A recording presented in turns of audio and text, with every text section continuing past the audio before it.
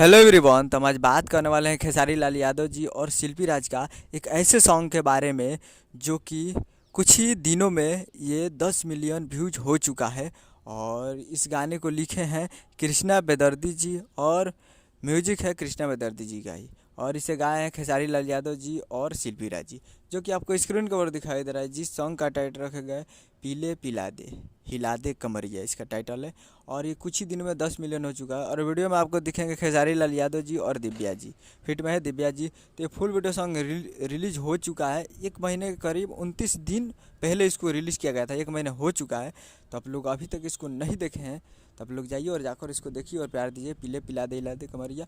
और इस पर 202 के यानी 2,20,000 इस पर लाइक है और 98,000 इस पर रील है इंस्टाग्राम का। तो आप लोग अभी तक इसको नहीं देखें तो आप लोग जाइए। और 10 मिलियन इस पर ऑन यूट्यूब पे व्यूज है। तो आप लोग जाइए और जाकर कैप्टन वॉच हिट्स पे जाकर देखिए और प्यार दीजिए। काफ़ी बेहतरीन है और मार्केट में ही बज रहा है। मिलता है अगले वीडियो में, तब तक के लिए जय हिंद जय भोजपुरी।